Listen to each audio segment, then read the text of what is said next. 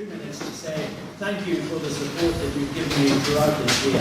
And I know that you will actually support your incoming District Governor Bond equally as well as you have me. And give him all the support you can, because, you know, it can be a lonely little job on occasions, so help him along the way. But thank you for that anyway. Now, can I just say that outside in the foyer, in the registration area, there is a CD on sale. I have my own copy at home. It is the Dawn Between These brass band, and it's the Rotary from the Blackpool.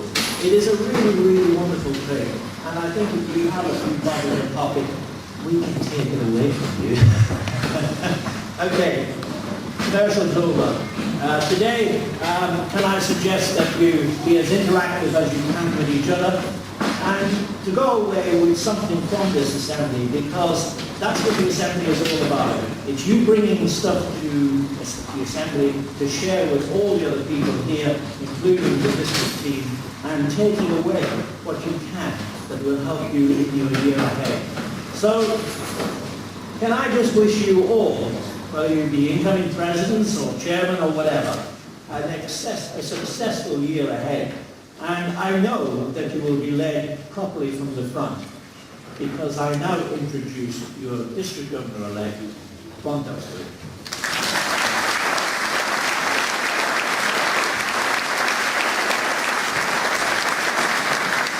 Thank you, District Governor Albert. Good morning, fellow Rotarians and guests. Is everybody happy? Yeah. We'll soon alter that. Welcome to the District Assembly, the third in a series of 4. We have the International Assembly, which takes place in America in January, which the 530 incoming district governors attend, together with the great and the good of Rotary. In March, we troop off to Birmingham for the RIBI Assembly, and that's all the incoming 29 DGs from Great Britain and Ireland and the district committee chairs. And hopefully today you'll be given some good ideas and inspiration for your own club programme, which will be presented in due course at your own club assembly, which is the 4th in the series. I'd now like to ask past District Governor Mick Eadie to just share some thoughts with us before we take a look at the next 12 months. Mick.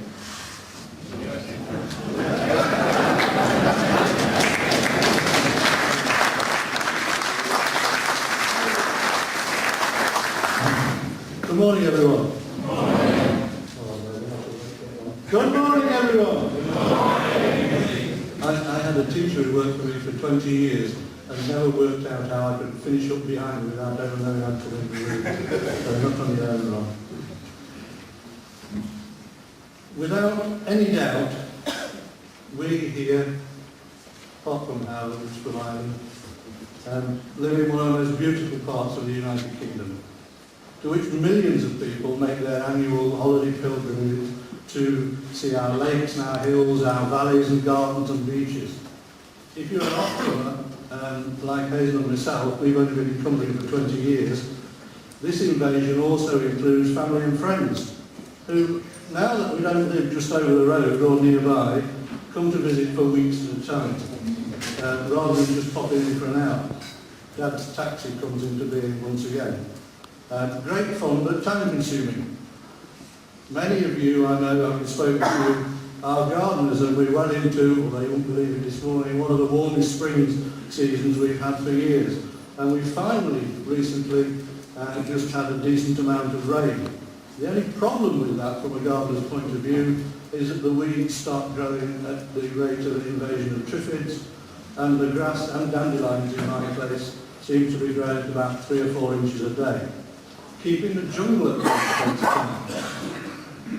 Lots of you, I know, also have hobbies and belong to all sorts of organisations apart from Rotary.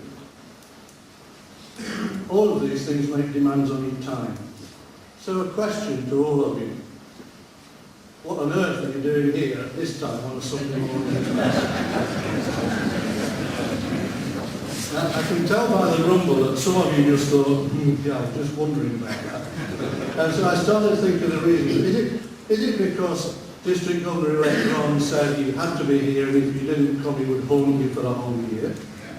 Well, somebody said yes. Or is it because you're about to become President, Secretary or Chairman of a committee at your club and you're really still not sure what you've got to do? A little rumble there.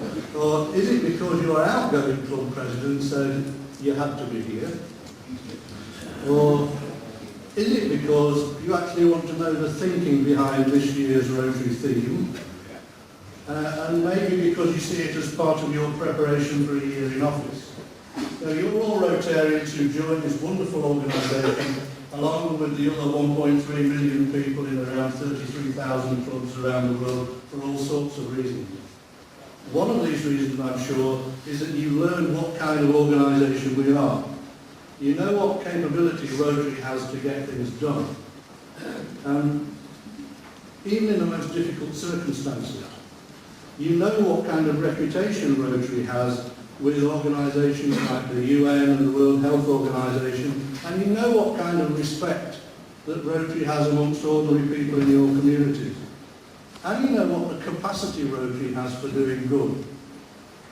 Having said all of that, I think on occasions such as this, we need to remember the real reason why we're here.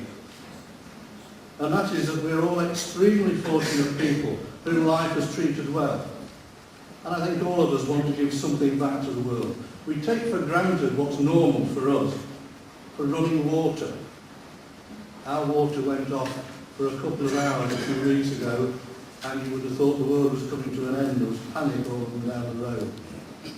We take for granted electricity, food on the table, a national health service, the right to an education, and just simply the ability to call our MP a plonker without being thrown into jail. At the same time, there are millions of people around the world, tens, hundreds of millions of people, and the numbers increasing rapidly, who live a life of poverty and deprivation, hunger and fear, sickness and little hope for the future.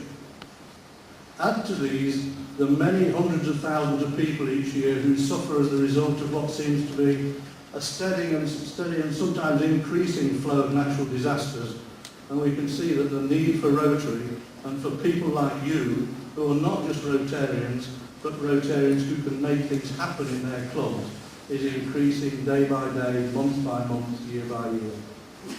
So why are you all here?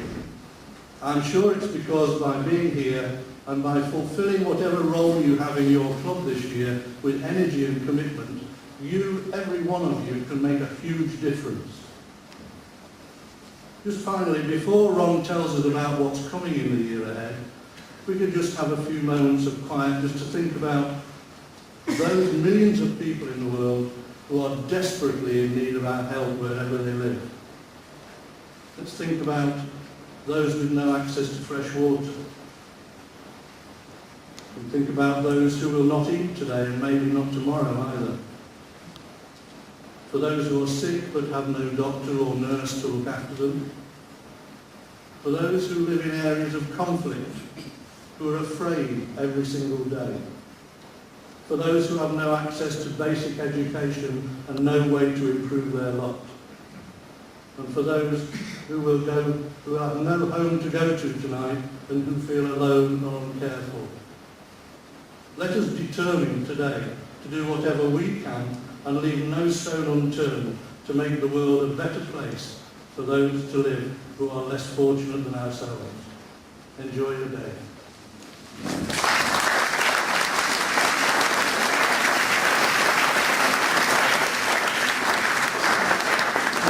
Thank you very much, mate. Let me introduce you now to the team of Rotarians who are going to run Rotary in this coming year, starting off with our RI President, Kalyan Banerjee. You can see there he's from India and he's married with family, and it's the RI President who sets the RI theme. Each year you get a different theme. It's an internal theme. People often get confused and say, I thought we were service above self. Yes, we are. That is Rotary, service above self. But the RI theme is really meant to be an internal one between Rotarians to inspire people to do a little bit more good in the forthcoming 12 months. And this is how it was introduced by President-elect at the time, Callion, in San Diego in January. We cannot simply go back home from here saying, we shall try our best. We need to commit ourselves absolutely fully and say what I must do shall indeed be done. And I tell you that each one of you will succeed because the resolve and the strength to do this, to do anything, comes from within yourselves. In order to achieve... You can't do it any other way. Don't be afraid to fail. Don't be afraid to try. So, if you take nothing away from today, take that away, because have a go. See if you can do it. Doesn't matter if you fail, you've had a go. Like I'm trying to do with this. Yeah, I was going to tell you what my preferred charities is, but I nearly forgot.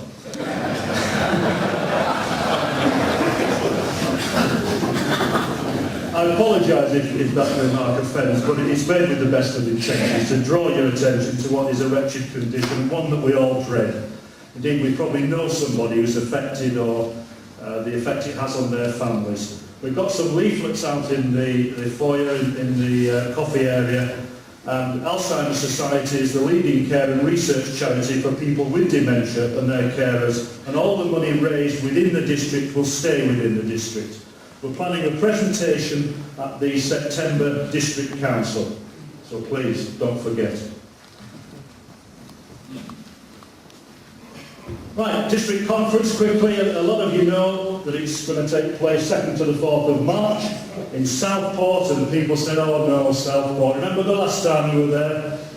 Yeah, 2007, and I think the roof nearly blew off one of the buildings we were in. Well, if you think you know Southport, think again.